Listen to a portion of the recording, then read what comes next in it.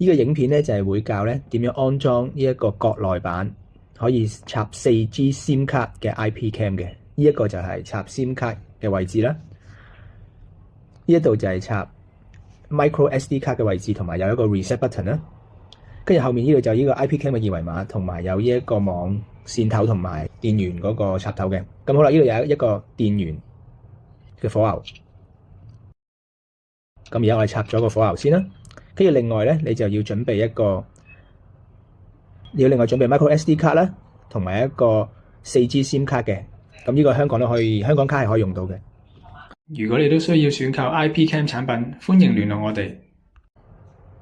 咁好啦，而家就首先咧將呢一個 Micro SD 卡咧就插咗落去呢一個 IP Cam 裏面先。咁跟翻個方向啦，有字嗰個方向就向天啦，係啦，插入去。好啦，跟住另外啦，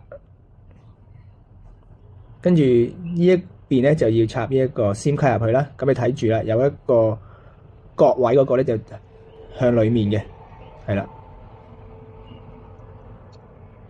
咁兩個卡都插晒啦。咁跟住咧，我哋就可以插呢一個電源。好，咁啊等佢一陣。